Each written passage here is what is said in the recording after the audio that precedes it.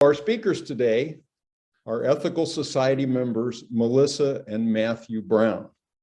Melissa Brown is a registered dietitian who loves helping clients find opportunities to add more plants to their plates.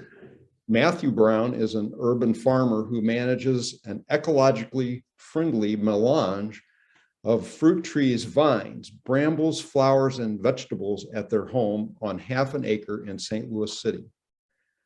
Melissa and Matthew, along with their 10-year-old son, Gabriel, love cooking, growing and cooking and eating a wide variety of plants. Please welcome Matthew and Melissa.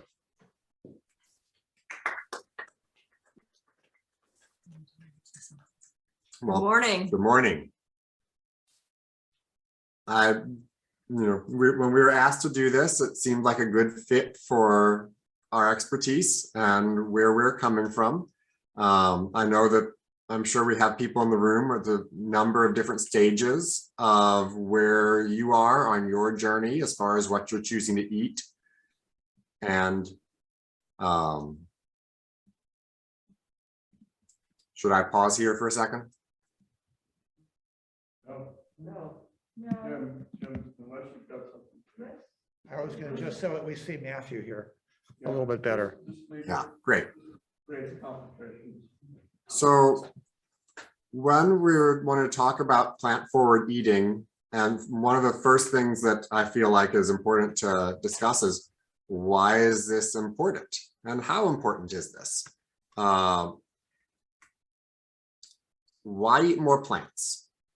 So greenhouse gas emissions from agriculture, including agriculture-related forestry, account for about 24% of global greenhouse gas emissions. That's twice as much as the emissions from all the cars on the planet. And as we will, it's also one of the areas where there actually are individual actions that you can do that make a significant percentage change in your piece of the puzzle here. You know, it's an area that is relatively easy to change, and part of what's going on is why plants have such a much lower contribution to greenhouse gases than meat sources is simply trophic levels, and that's basically saying that plants absorb energy from the sun, and when they do so, that's where the most of the energy is. Every time we move up a trophic level, when something eats those plants, that's herbivores are up a trophic level. And that means that they get about 10% of the energy available as the plants had. And each time you go up, you have less and less energy in the system because more is lost to waste heat from bodies. But this gets into the weeds. And I just wanted to kind of a quick little mention that trophic levels are part of why it's much more efficient to eat herbivores than predators and plants than herbivores. I have a couple of quick graphs here that are more just general ideas rather than deep in the sciencey stuff.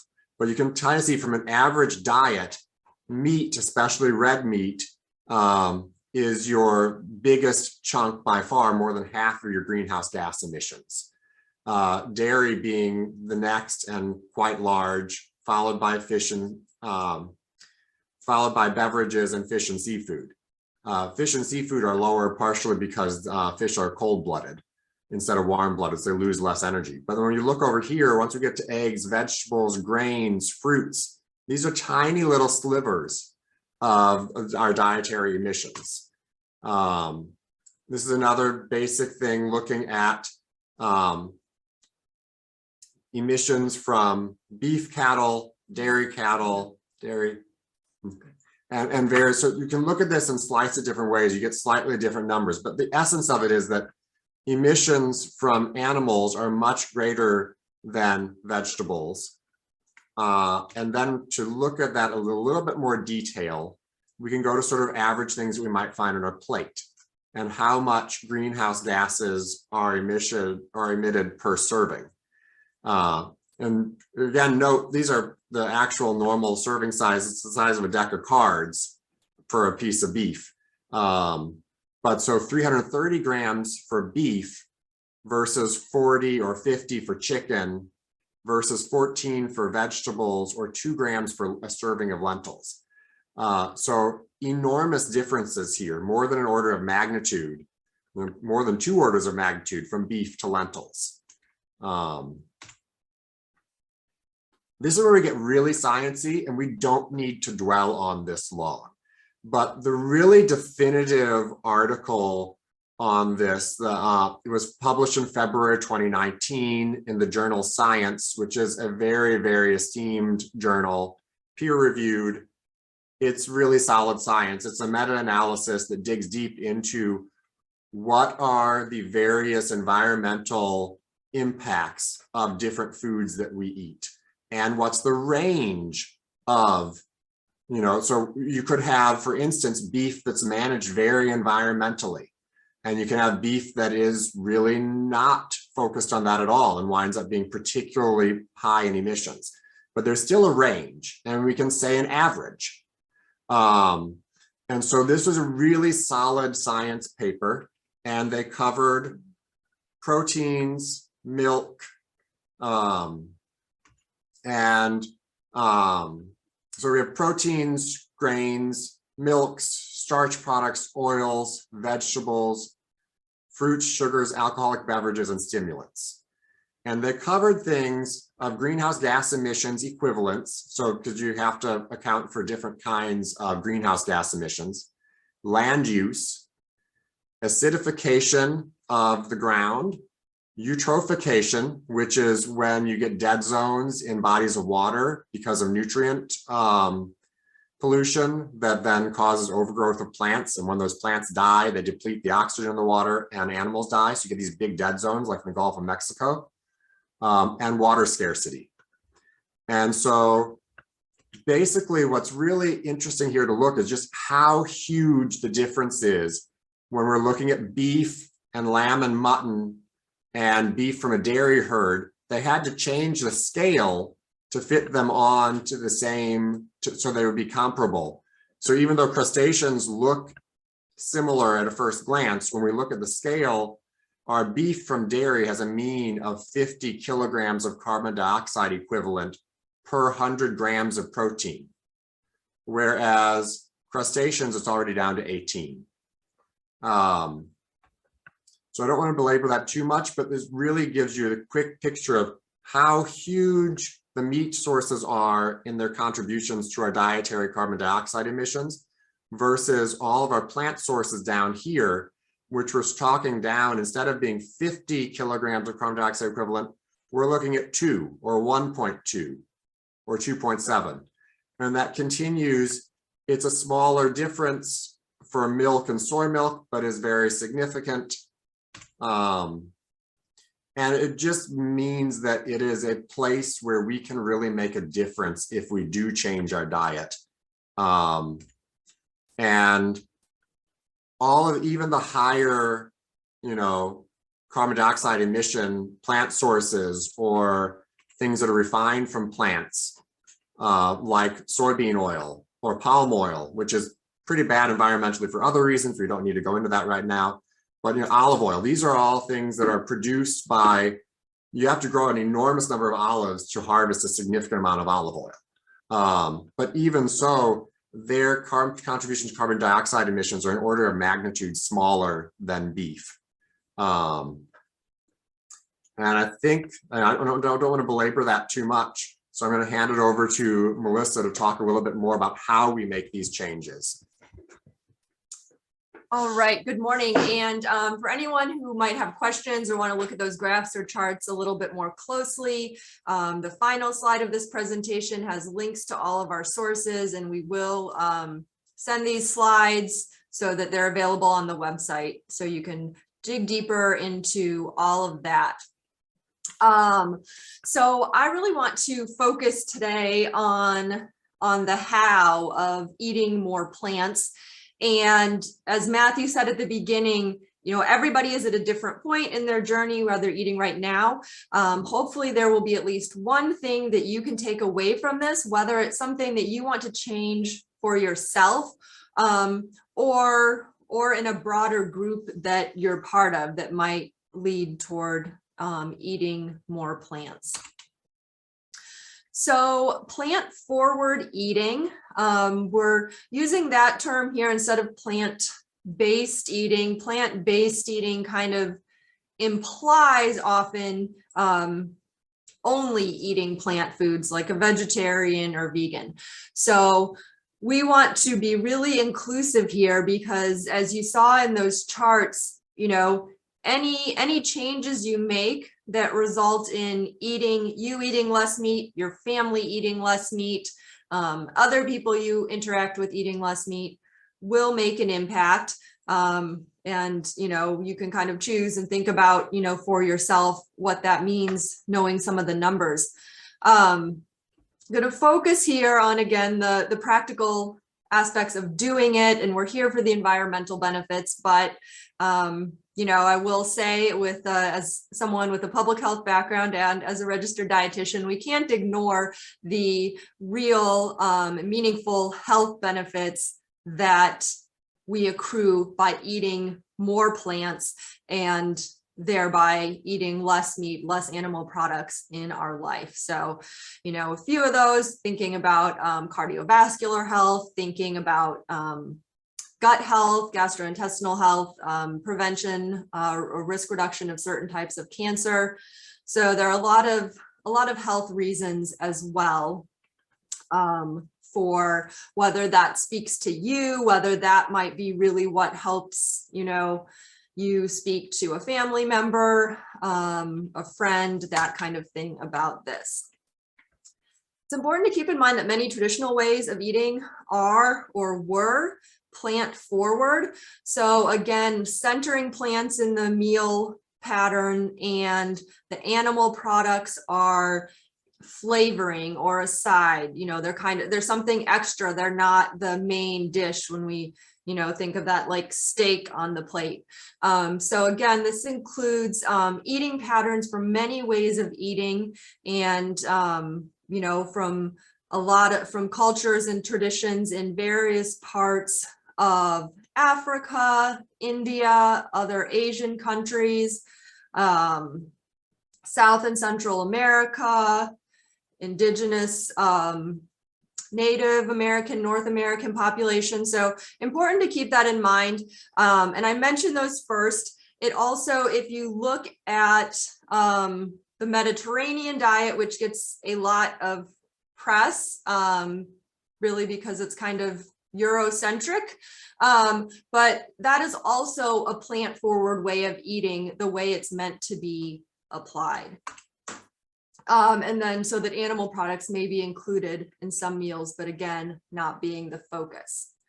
So you might think just a little bit now about what preconceptions you have or you have heard about plant-based diets. And so thinking I won't be able to eat whatever it is. So, and a lot of times food and eating is social, food and eating is emotional. So, that may have ties into like a family dish or something special, or your favorite restaurant where you always get a chicken dish you love. I won't be able to get enough protein can be a concern. And then I don't like whatever it is that you might be including in a plant forward diet. So the nice thing about thinking about plant forward, and many of you have probably heard the term flexitarian.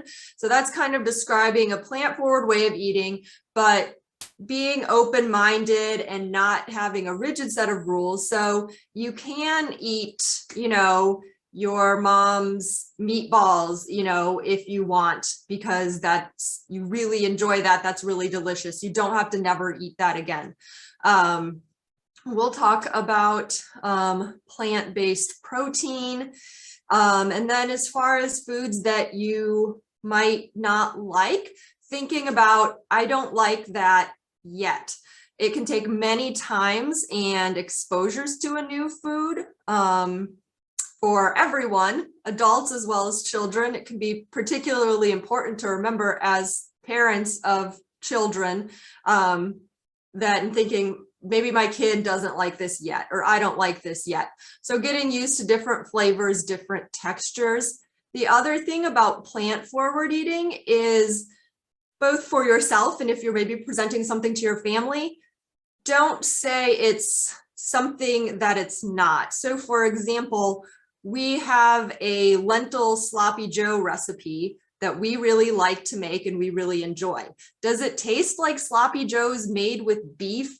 No. The lentils and ground beef, no, they're not the exact same thing. But you can make dishes that are really flavorful, that have a lot of good texture, good seasoning, and can really provide that satiety and enjoyment factor without meat. So again, the idea, and I'll kind of come back to this, of like starting where you are. So if you're currently eating meat at 2 or more meals a day, that's going to be your starting point. Is it realistic for you to walk out of this and say, or for you to expect a family member or friend you're talking about this to say, I'm done eating meat? Probably not. Some people do that, yeah. But what would be a realistic step to go to if you're eating meat 2 or more meals a day right now? If you're eating meat once a day, eating meat a few times a week.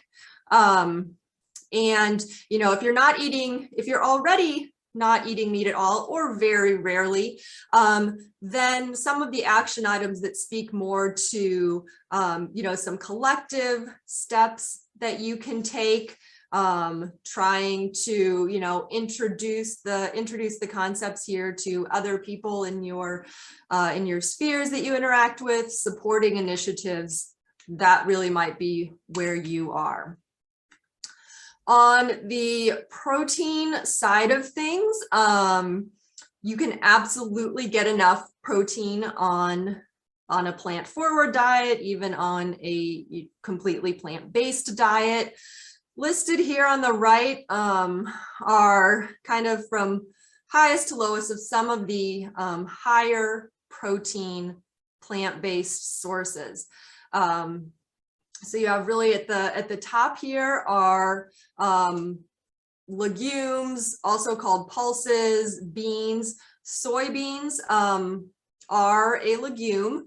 They are the clear winners when it comes to protein in plants in terms of bang for your buck.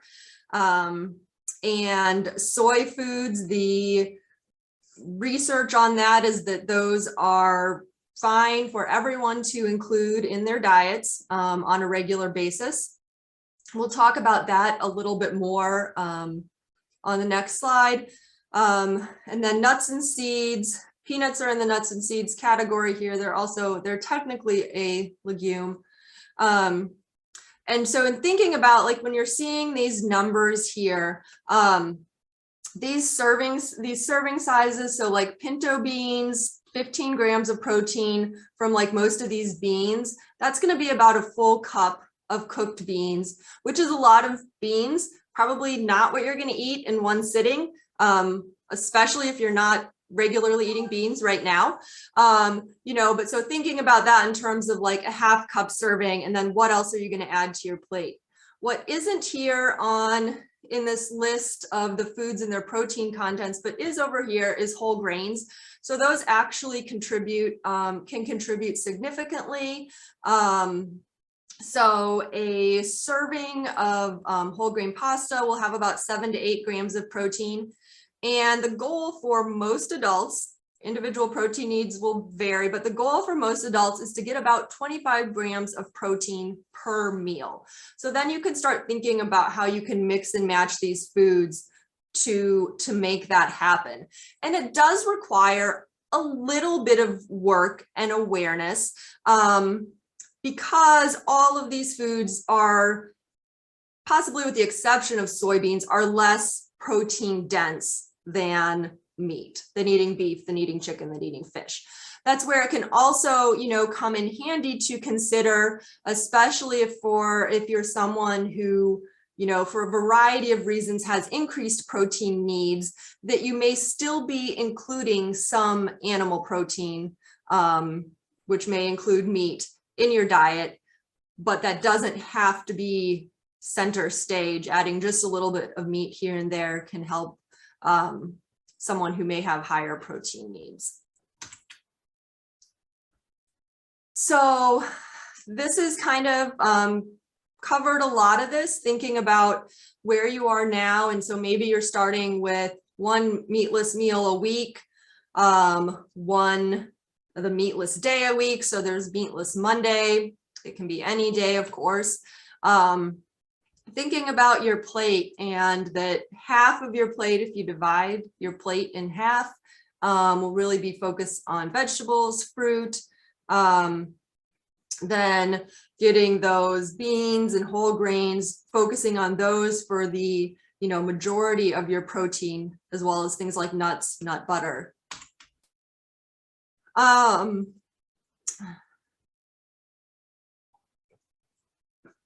A little bit more into the details here. So I'm talking about health benefits. Those foods that are in the pulses category, the beans, the lentils, have a lot of heart health benefits because of their fiber, also gut health benefits for the same reason. This is just one resource here. So from pulses.org, half cup habit. So encouraging everyone to eat a half cup cooked of some kind of beans, lentils every day. If you are focusing on eating a more plant-forward diet, that's going to be particularly important, and perhaps even working up to more than that, so that you're meeting your protein needs. Soy, so I want to touch a little bit on that because there are lots of forms of soy foods. Should have listed these in the other order. Edamame is the least processed form of soy that you can consume. So edamame is green, technically young, immature soybeans. You may be familiar with those in like from sushi restaurants, Japanese restaurants. You eat them in a pod. You can buy them. Most stores and most of the year, you will find them in the frozen section at the grocery store. You can either buy them already shelled or in the shell. So that's the least processed form because it's just the bean.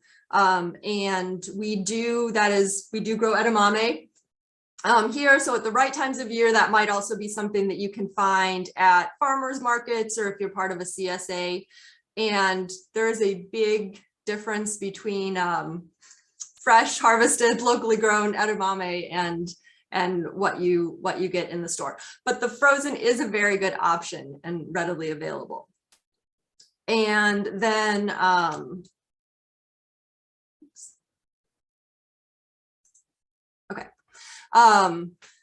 next, as far as least processed from soy products, would be tempeh. Tempeh is actually a fermented food, and it's the whole soybeans. Most tempehs also have like some rice in them. And so that's also pretty low processing. Tofu is a little bit more processed, but less so than, a lot of like commercial meat substitutes that might have soy protein in them. And that's kind of important as far as thinking if a lot of your motivation is thinking about the environmental impact of your diet, thinking about eating the less processed forms of foods certainly requires less inputs. I've just linked a couple of things here. If you're new to some of these foods, a basic but really delicious tofu recipe that we make all the time, and also some tips for working with tempeh. I will mention that we both are definitely foodies, and having delicious food is very important to us. So and that's one thing that people can be concerned about is, can I still have delicious food? Can I really love to, I really love to eat. And there are lots of fabulous recipes that have less or no meat in them.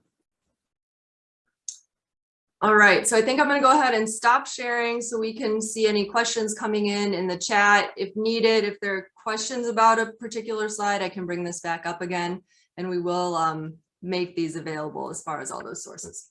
And I will just mention the other one last thing as far as that edamame, the difference, and it is worth seeking it out from your local farmer's market or wherever, mostly because when you buy the frozen, it is still delicious, but when you can get it fresh, it tends to be very significantly sweet and creamy. And that tends to be lost when you're getting it in the frozen form. The sweetness especially is greatly diminished. So it's just kind of fun. It's one of those foods. There are some that have a bigger difference getting them fresh versus more processed or frozen, and that's one that's worth trying. And related to that, I am putting in the chat box for everybody on Zoom, and then we can figure out how to get these up on the website. As far as another collective action is just supporting local growers, but especially local vegetable growers. There are a lot of resources out there. There are farmers markets, there are CSAs. I am highlighting some things specifically here, whether you want to look at them and support them buying from them or just making donations in terms of thinking about equity and social justice in food. I'm highlighting some Black and brown growers in the St. Louis area that would be worth supporting as far as thinking about equity and who has access to different types of food. So I guess then we'll open it up to questions. So I want to thank you for this presentation. It's really perfect and non-judgmental, and I love the plant forward attitude. We're gonna try to alternate between anybody on Zoom that wants to ask a question or in the hanky room. Brian, did you want to make a comment before we start all that? Oh, Brian may be muted. you might be muted. We're having trouble hearing you. He's muted. Can you hear me? Yes. Yep. So I forgot to mention at the beginning of the program that we have a blog site where we will post this presentation and information related to that. And we also have all our previous offerings there that you can go. I know, Kathy, this is maybe out of order. I don't know if you can give that blog site for people to see. If you, We're working on it, Brian. It may appear. it's on the Ethical Society website, actually.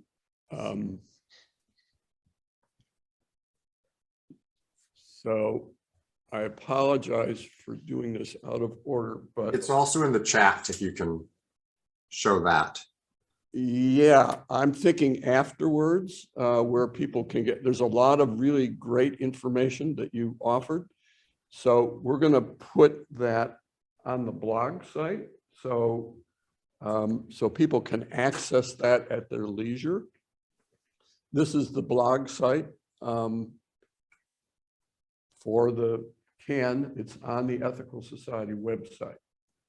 And that's actually for this presentation. The second thing I wanted to mention is we also have a email list for people that want to get updates for the Climate Action Now offerings and information. We will not spam your email. We will only send you just one a reminder of our meetings and any kind of pertinent information. So if you're interested in getting our email, You can send us an email at that address. And all you need to do is put subscribe. You don't need to text anything more. If you send that to us, we will then include you in the updates. So, okay, I apologize, Bob, for this. Do we want to do the survey now, or does that come later?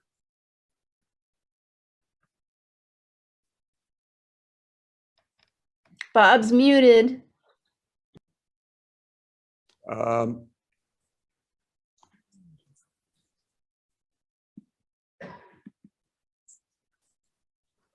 All right, I think I've unmuted now, excuse me. Okay, yeah. Do we want to do the survey now? And then do That comes after the question and answer Okay. period. So- Okay, So let me kick that off, Brian, and asking a question for the Browns from Ann Egerbrecht. Do we really need 65 grams of protein every day? Sure, absolutely. So protein needs really vary based on the individual, but the general calculation for a healthy adult is taking your body weight and dividing that by 2.2, because that's going to give your body weight in kilograms. And again, general recommendation is 1 gram of protein per kilogram of body weight. So looking at that math, 65 grams of protein is I did this, but I did it wrong. 65 grams of protein would be an about for 150 pound adult.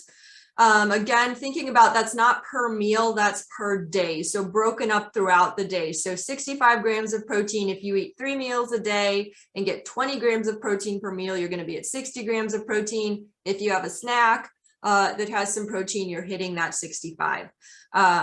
That, you know, it is individual. It's going to be, you know, there can be different life stages. Someone who is pregnant would have different increased protein needs. Someone who is working out very heavily with the specific goal of building muscle mass, different protein needs, someone in treatment for cancer, et cetera.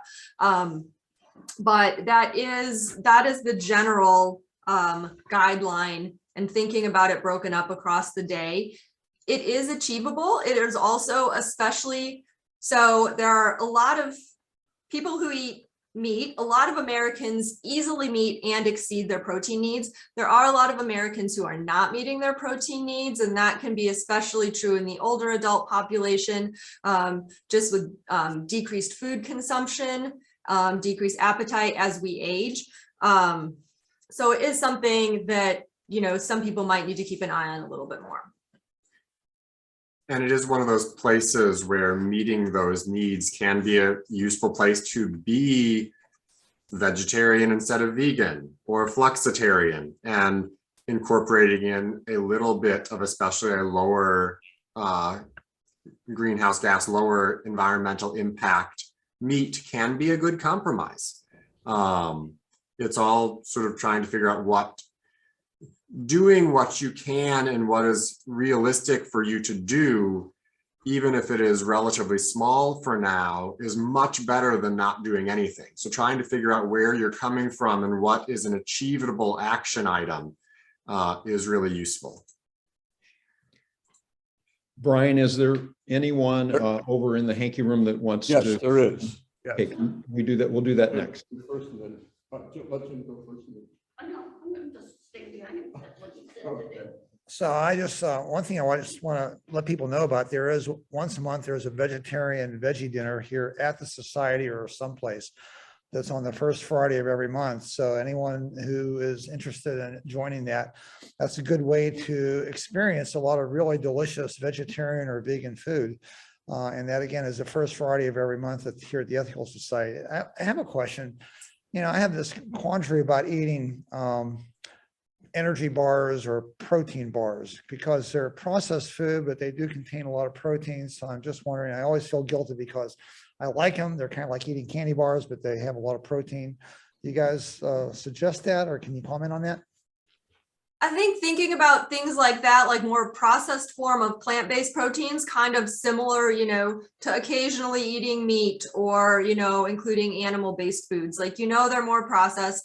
If you want to make your own, there are ways to do that, but yeah, they're convenient having something that's shelf stable. And there's no reason that should not be part of the picture of meeting your needs. If you're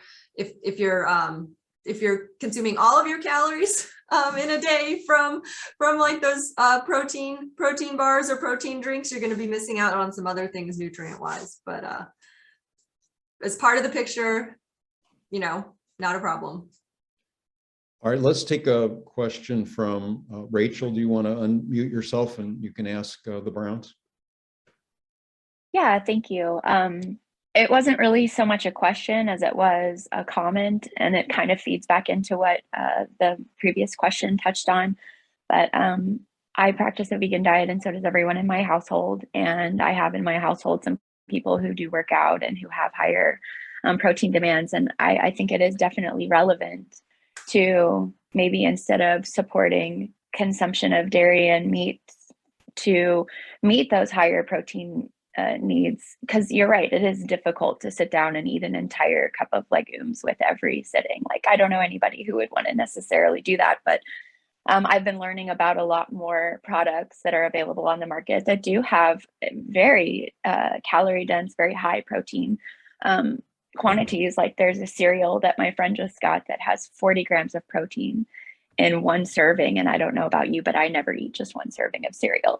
When I sit down to a bowl, it's more than that. So, with drinks that are available, protein drinks, the bars that were just mentioned, I just feel strongly that incorporating those into a more whole food diet is totally acceptable and can easily meet everyone's requirements for protein. And, just talking about the environmental implication of dairy and meat, that I would say that at least for me and those in my household, it seems a lot more reasonable to incorporate some processed foods to meet those needs, instead of trying to meet them through, whole foods. And, as far as the data on protein consumption in this country goes, we are one of the most overindulgent in protein countries in the entire world.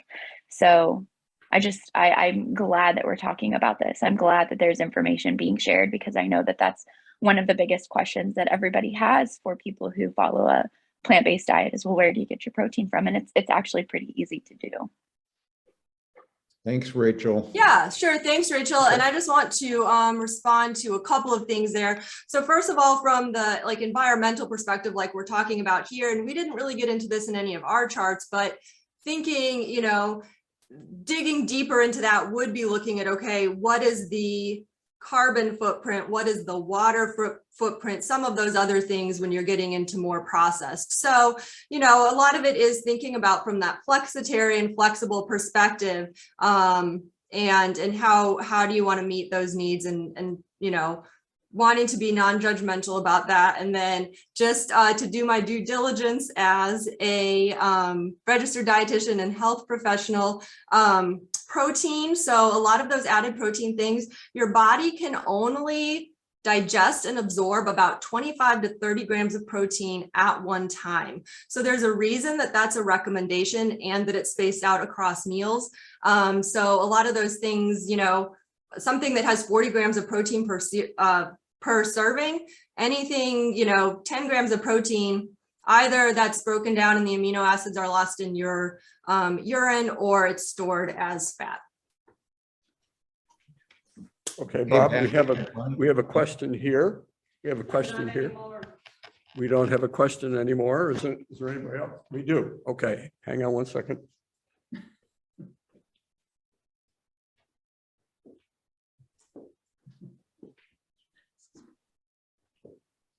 Hi, thanks a lot. I'm Norm. I've recently taken to more of a plant-based diet, and it's kind of cumbersome just keeping track of how many grams I've taken at a time and whatnot, but I'm getting to it. And thanks for telling me that Edamame has the 3 syllables. Yeah, 4. Anyway, questions about complete proteins. Do you differentiate? I didn't hear that come up unless I missed it. And also, what do you think of protein powders? Is that pretty much on a par like with protein bars? And what about textured vegetable protein? Yeah, great question. And that also overlaps. So we had a question in the Zoom comments from Sharon. Similar, can you comment on complete versus incomplete proteins and what combinations are required? So great question. So complete versus incomplete, basically proteins are made of amino acids. There are essential and non-essential amino acids. Essential means our bodies can't make them, so we must consume them and in certain amounts. Now, something that's considered a complete protein means that it has all 9 of the essential amino acids in, you know, a pretty good amount.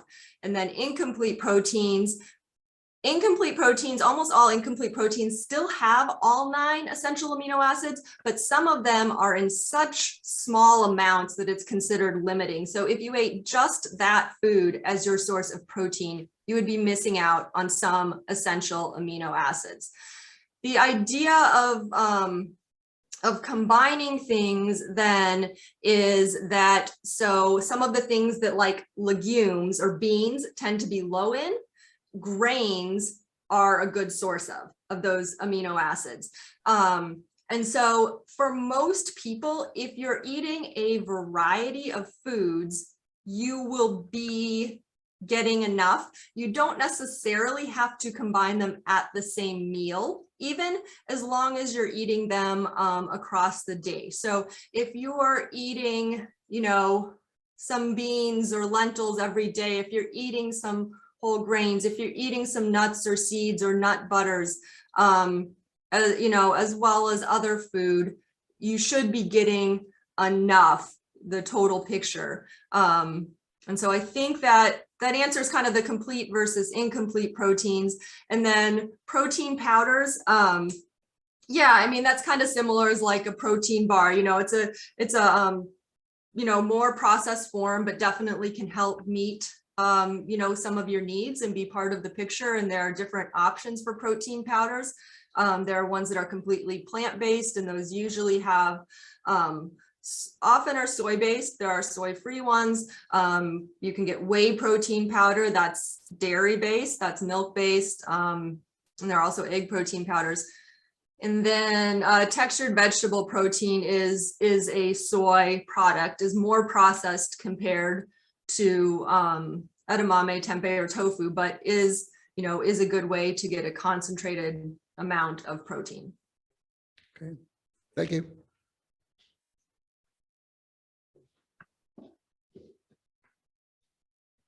Any other questions? We have a question from the audience. Bob, is that all right? Here?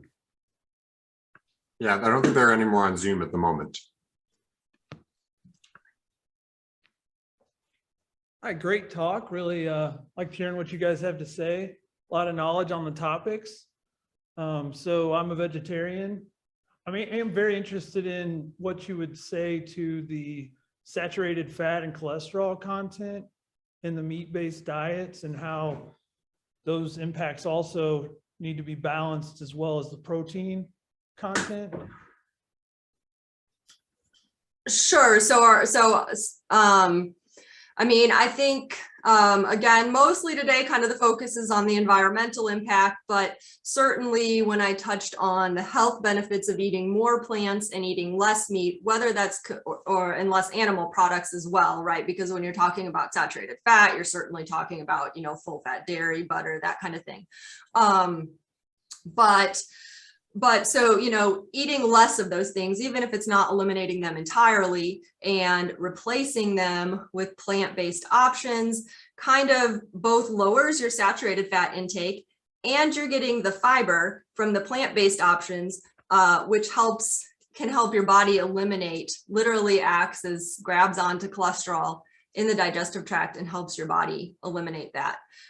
So it's kind of a double whammy when you're increasing your plant-based foods, you're getting that fiber, and if you're eating more plants and thus eating less animal-based foods, you're also getting less saturated fats. And saturated fats and trans fats are really the primary things, more so than dietary cholesterol, more so than cholesterol in the food you eat. The saturated fats and trans fats are what lead to higher cholesterol levels because your body makes cholesterol from the breakdown of those types of fats. So by not having the cholesterol and the high dense saturated fats in the protein sources, would you say that's a good trade-off for the high protein in the meat to going more with the plant-based to not have those high cholesterol and high saturated fat food contents, for the trade-off between the protein versus the downsides of the high saturated fat and cholesterol? I'm not sure what you're asking. I mean, it's not necessarily a trade-off of protein, because you can still choose, you know, some of those higher protein plant-based options. Sorry, I'm not probably very clear.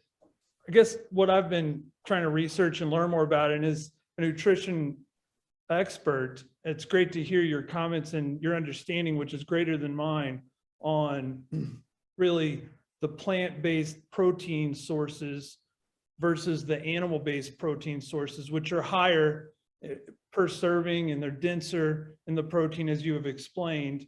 So what I've been trying to juggle is meat really needed at all to gain the protein? And then if we were going to use the protein from the meat, are the negative impacts of that having the high saturated fat and cholesterol, is that trade-off really something that even has a benefit?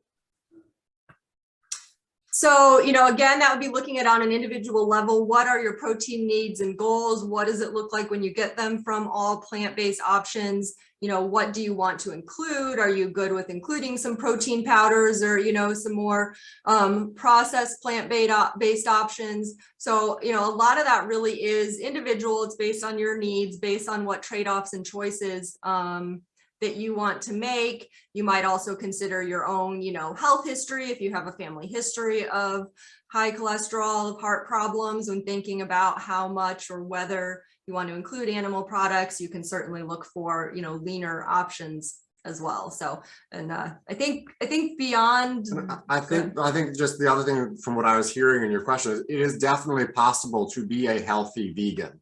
It's significantly more work to pay attention to make sure that you're really getting all of the nutrients you need, but it's quite possible and it's quite doable. It's also quite easy, you know, relatively easy to be a healthy vegetarian.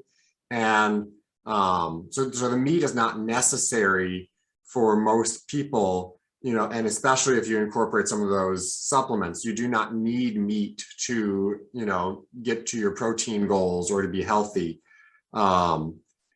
It is something where it is a perfectly acceptable trade-off for many people to incorporate some smaller amounts of meat to help them meet their protein goals, and that those small amounts of saturated fat are not the end of the world either. So it sort of, that depends on where you are, what your needs are, and what you feel like will work for you, what diet you can stick with and what's comfortable. So there are options, and just nice to know that there are several, you know, there are different ways of being healthy and choosing a diet that feels environmentally just to you. Appreciate it. Thanks a lot, guys. You're welcome.